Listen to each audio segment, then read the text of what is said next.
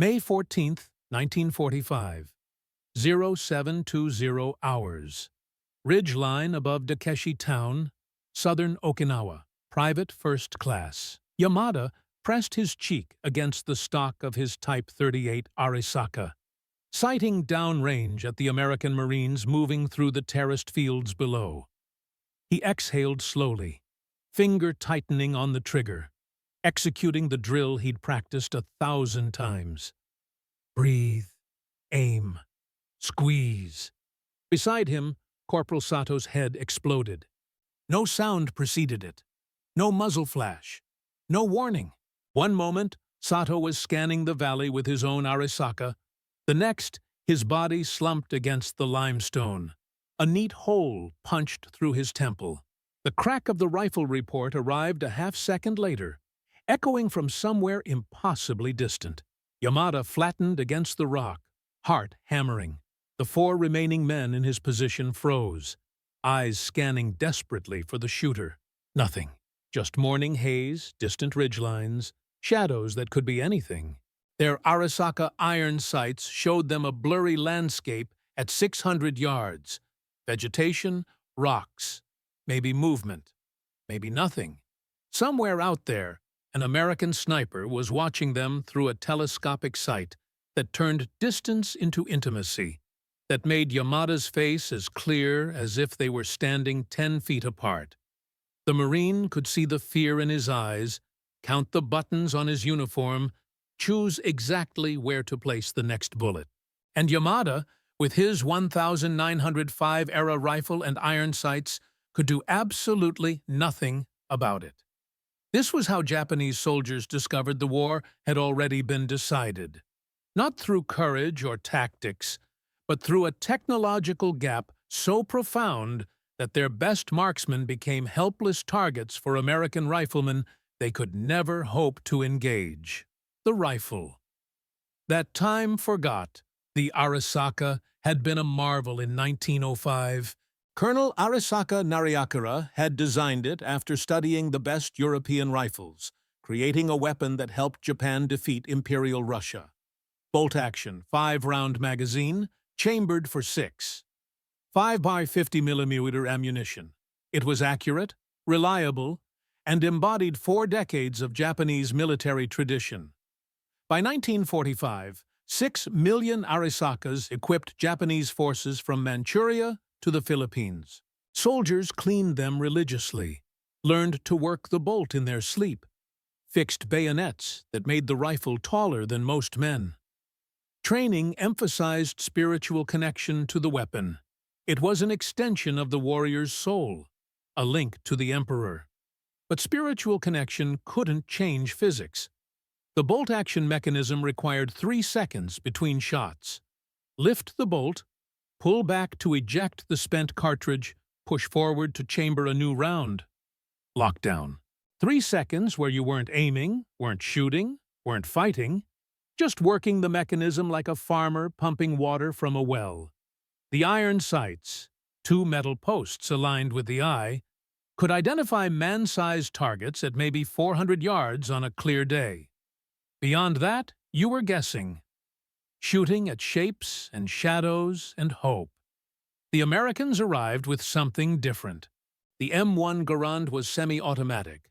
Pull the trigger, the rifle fires, automatically ejects the spent casing, chambers the next round, and you're ready to fire again. No bolt to work. No 3-second gap. Just aim, shoot, shoot, shoot, shoot. 8 rounds in under 10 seconds if you were good. 40 aimed shots per minute versus the Arisaka's 15. Then the Americans took 8,000 of these rifles and added something that changed everything: telescopic sights.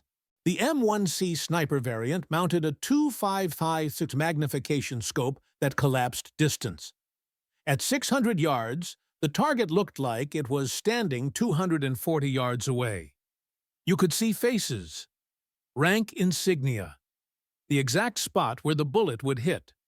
The scope's crosshairs gave you a precise aiming point instead of guessing where the iron sight posts covered the target. For Japanese soldiers who'd been told American troops were soft and over-reliant on technology, the first encounter with M1C snipers shattered every assumption about how war worked.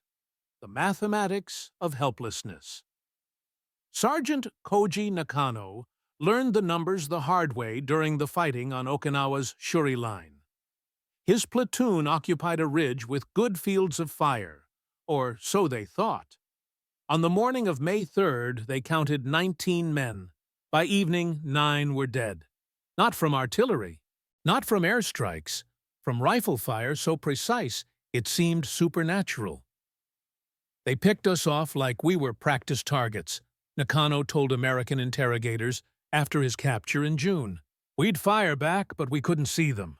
Our bullets went somewhere, into rocks, into air. Their bullets came and found faces, throats, hearts. The math was brutal. Arisaka, effective range with iron sights. 400, 500 yards. M1C, effective range with scope. 600, 800 yards. Gap where Americans could kill, but Japanese couldn't return fire. 200, 400 yards. Result? One-way shooting gallery. We tried everything, Nakano continued. We watched for muzzle flash, but they had flash suppressors. We fired at suspected positions, but they were too far for our sights. We tried to get closer, but they shot us when we moved. The ammunition expenditure told the story. American snipers averaged 1.3 rounds per confirmed kill. Japanese soldiers trying to hit distant American snipers with iron-sighted rifles burned through 200, 300 rounds per hit, when they got a hit at all.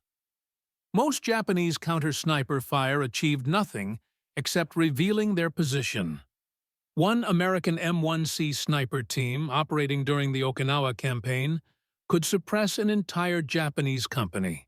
2 men with scoped rifles kept 120 Japanese soldiers pinned down during daylight, unable to move, unable to resupply, unable to adjust defenses, because anyone who showed themselves died. Peleliu. The first shock, September 1944. The Marines hit Peleliu expecting 3 days of fighting. It took 2 months. Private Hiroshi Tanaka's unit defended the Umurbrogel ridge lines, coral formations honeycombed with caves, supposedly perfect defensive terrain. But the coral that protected them from artillery became a prison once American sniper teams established overwatch positions. They could see into our caves, Tanaka recalled decades later. We thought we were hidden, but their scopes found every opening, every firing position. Men would lean out to observe or shoot, and he snapped his fingers. Gone. Just gone. The Marines deployed their M1C teams systematically. 2-man units would climb to elevated positions 600, 700 yards from Japanese lines, then methodically eliminate targets throughout the day. Company commanders, machine gun crews, artillery spotters, anyone who looked important, anyone who moved. Sergeant Anthony Casamento and his spotter claimed 47 confirmed kills in 6 days. The Japs kept trying to shoot back with those bolt-action rifles, Casamento wrote in his diary. Through the scope I could see them working the bolts, chambering rounds, aiming at nothing because they couldn't see where we were. It felt like murder, but that's what the rifle was for. We want terrors. Japanese after-action reports, the ones that survived, were desperate. Enemy sharpshooters eliminate our men before our riflemen can identify targets. Morale declines as soldiers fear emerging from cover. Request immediate countermeasures. No countermeasures existed. Japan had no equivalent scopes, no semi-automatic rifles, no doctrine for this kind of warfare. They'd built their entire military philosophy around bayonet charges and close-quarters combat, where spirit would prevail. The Americans never let them get close. The terrible recognition. Lieutenant Saburo Miyagi watched the realization spread through his company like disease. First came confusion. Why were men dying when no enemy was visible? Then came fear. How do you fight what you can't see? Then came the crushing understanding. We can't fight this. Our weapons don't work here. The propaganda told us Americans were weak, Miyagi said in a 1979 interview. That they relied on machines because they lacked warrior spirit. But when their rifles killed my men from distances where our Arisakas were useless, I understood we'd been fed lies. It wasn't weakness to use better weapons. It was intelligence. We brought swords to a gunfight and called it courage. The scope advantage destroyed Japanese tactical coherence. Company commanders couldn't observe enemy positions without exposing themselves to sniper fire. Radio operators were targeted when transmitting. American snipers could identify antenna signatures through their scopes. Machine gun crews died before they could fire their first burst. Japanese defenders adapted by going nocturnal. Daytime movement stopped. Resupply, position rotation, tactical adjustments, everything happened after dark. But this meant ceding control of the battlefield during daylight hours, accepting that Americans owned the day. We lived like rats, Private Kenji Watanabe testified, coming out only at night, hiding in caves during the day. And still, they killed us. The American rifles saw too far, shot too fast, gave us no chance. The psychological impact exceeded the casualties. Japanese soldiers who'd been trained to believe their spirit would overcome any obstacle discovered that spirit meant nothing against technology. Courage couldn't dodge a bullet you never saw coming. Determination couldn't make iron sights see through 600 yards of air. Discipline couldn't work a bolt action faster than a semi-automatic fired. The Arisaka, the weapon they'd maintained and trusted and trained with for years, had become a talisman of false hope, functional but fundamentally inadequate for the war they were fighting. Manila, urban hunting, February 1945. The ruins of Manila provided different terrain, same outcome. Japanese troops fortified buildings throughout the city, creating sniper nests in upper floors and church towers. From these positions, with Arisaka rifles and iron sights, they could engage American infantry at 200, 300 yards, ranges where the bolt action worked fine and Japanese marksmanship training paid off. Then the American counter-sniper teams arrived. Staff Sergeant William Waldron, 37th Infantry Division, set up 620 yards from a Japanese position in a church bell tower.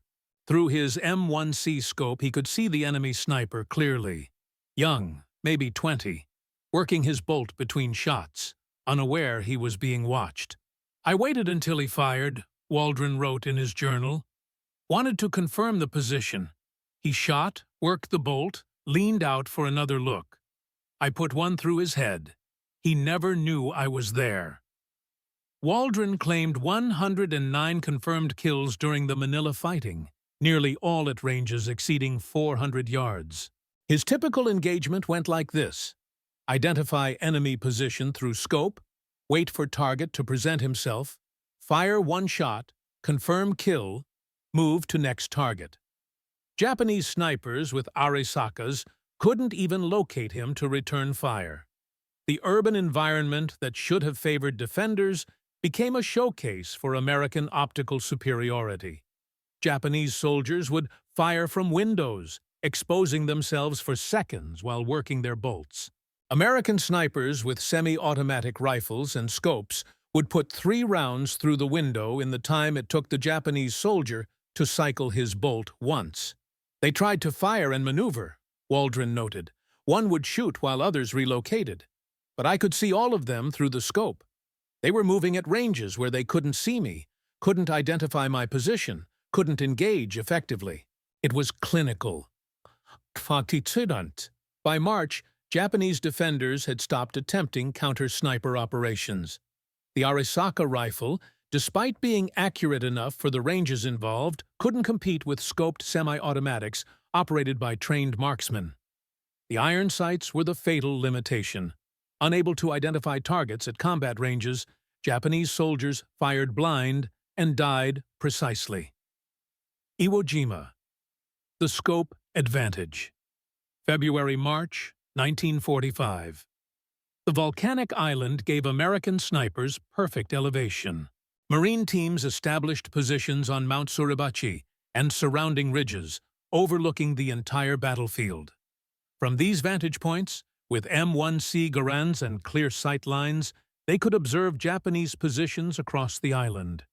Private First Class William Hawkins described the tactical situation. "We could see into their bunkers with the scopes. They were shooting up at us with those rifles, but at 600 yards with iron sights, they might as well have been throwing rocks. We took our time, picked targets, dropped them one by one. Japanese defenders understood they were facing something unprecedented. A tactical report captured after the battle stated, 'Enemy optical weapons provide insurmountable advantage.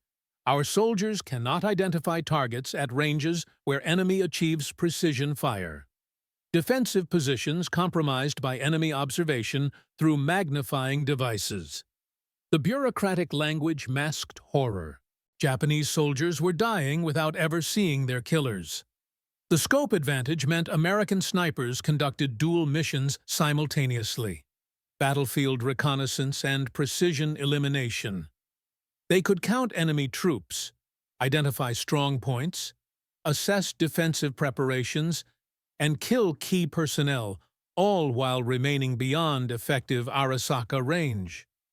Japanese counter-tactics failed systematically.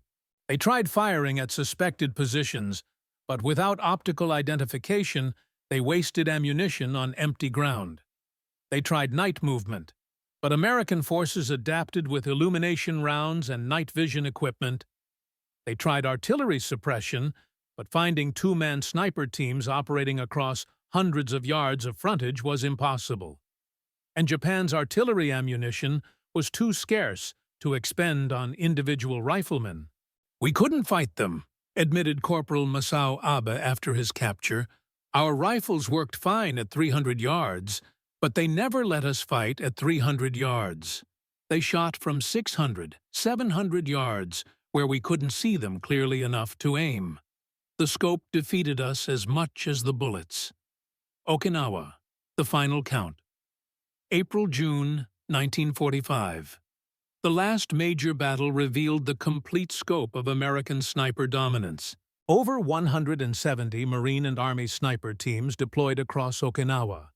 340 soldiers with M1C Garands and telescopic sights facing 100,000 Japanese defenders, armed almost exclusively with iron-sighted Arisakas. The casualty mathematics were devastating. American sniper teams recorded over 2,800 confirmed kills, with estimated total casualties exceeding 5,000.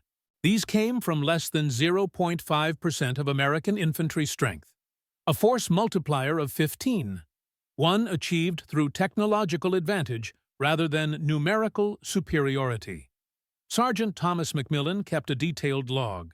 May 3rd, position overlooking Dakeshi. Scope count 47 Japanese positions. Engaged 12 targets, 9 confirmed kills. Enemy returned fire but couldn't locate us. May 4th, same position. Enemy more cautious, still dropped 7. May 5th, position compromised by artillery, relocated 650 yards out. Scope still provides clear observation. The log continued for 47 days. McMillan personally claimed 118 confirmed kills, all at ranges exceeding 400 yards.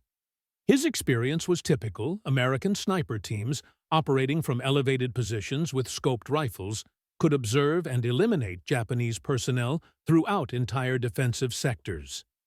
Japanese defensive doctrine collapsed under this pressure. Colonel Hiromichi Yahara, who survived as senior staff officer for the 32nd Army, wrote, "Our soldiers could not move during daylight. Company commanders could not observe enemy positions. Artillery spotters could not direct fire. The American optical rifles dominated observation and eliminated our coordination." We became blind while they saw everything. The suppression effect multiplied the direct casualties. Japanese units under active American sniper observation reduced daytime movement by 70%. This paralysis prevented resupply, position improvement, tactical adjustment, and command and control. Entire companies became frozen in place, waiting for darkness, accepting that American technology had claimed ownership of daylight. Private First Class Takeshi Yamada, who'd watched Corporal Sato die on May 14th, survived until June by never moving during the day, never exposing himself unnecessarily, never looking through his Arisakas sights at ranges where looking back was suicide. He surrendered on June 21st, emerging from his position with hands raised. His Arisaka remained behind, abandoned with thousands of other obsolete rifles that had failed to prevent American victory. "When did you know the war was lost?" his interrogator asked. "When Sato died from a shot I never saw fired," Yamada answered. "When I understood the Americans could kill us with rifles we couldn't shoot back at. When I realized our weapons belonged to yesterday, and theirs belonged to today." The industrial truth. Behind the rifle disparity lay industrial capacity that made Japanese defeat inevitable. The United States produced 5.4 million M1 Garands during the war using precision manufacturing and interchangeable parts. Any component from one rifle fit any other rifle. Springfield Armory and Winchester achieved this through industrial standardization Japan couldn't match. The telescopic sights came from Kohlmorgen Optical Corporation, which manufactured over 20,000 scopes, using precision lens grinding and specialized coatings. Each scope was individually calibrated and test-fired, yet production maintained sufficient volume to equip sniper units across both theaters. Japan lacked this industrial depth. Japanese optical manufacturing produced excellent equipment in limited quantities. Naval rangefinders, aircraft gun sights, specialized instruments. But mass-producing thousands of rifle scopes for infantry use exceeded available capacity, particularly after American bombing damaged precision manufacturing facilities. More fundamentally, Japanese military priorities emphasized different equipment. Limited industrial resources focused on aircraft, ships, artillery, systems deemed more important than individual infantry weapons. The cultural assumption that spiritual strength would overcome equipment differences meant rifle technology received lower priority than it deserved. By 1945, American industrial production dwarfed Japanese capabilities across every category. The M1C Garand represented sophisticated engineering and precision manufacturing made standard equipment for thousands of soldiers. Japanese forces faced not exceptional weapons, but industrial-scale production of technological advantage that made their equivalents obsolete. The verdict of experience. For Japanese soldiers who survived, the memory of facing American snipers remained defining trauma. "We were told to trust our rifles," said former Sergeant Nakano. "They said the Arisaka was a warrior's weapon, that American soldiers were weak and relied on technology. Then we faced the reality. Their technology let them kill us from where we couldn't see to shoot back. Everything we'd been taught was lies too." The bitterness reflected broader recognition that military leadership had failed to prepare soldiers adequately. Japanese troops demonstrated courage, tactical skill, and determination throughout the Pacific War. These qualities became irrelevant against American technological superiority that created insurmountable battlefield advantages. Private Yoshio Nakamura articulated the disillusionment. "Our generals sent us to fight with 1905 rifles against 1944 technology. They knew the Americans had better weapons, but they told us our spirit would prevail. How could spirit stop bullets we never saw coming?" American veterans carried complex memories, professional competence mixed with recognition that technological advantage had created fundamentally asymmetric combat. They were brave soldiers, reflected Corporal Daniel Webster, but their rifles couldn't compete with our scopes. I could see them through my sight, watch them working their bolts, aiming at nothing because they couldn't see where I was. It felt wrong, but that's what war is, using every advantage to come home alive. The M1C Garand, preserved in museums alongside the Arisakas, it made obsolete, stands as testament to how technology shapes military outcomes. One rifle designed in 1905 with iron sights and bolt action, the other designed in 1944 with telescopic sight and semi-automatic mechanism. 4 decades of advancement created a gap that courage couldn't bridge. The Silent Understanding, June 22, 1945. Southern Okinawa. Final defensive perimeter. General Mitsuru Ushijima prepared for suicide rather than capture. His final message acknowledged what frontline soldiers had known for months. American optical rifles dominated observation and engagement beyond 400 meters. Our forces could not contest this superiority with available equipment.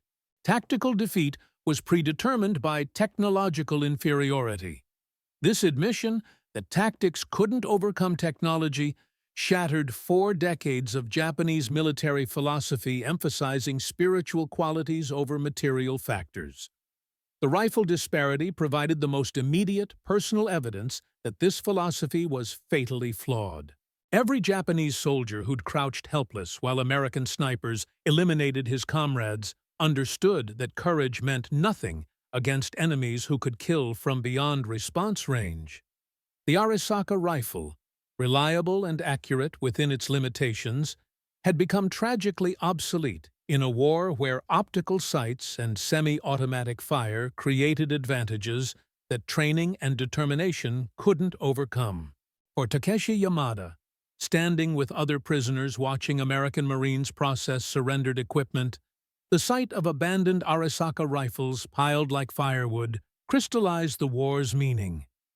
These weapons had served Japan faithfully for 40 years.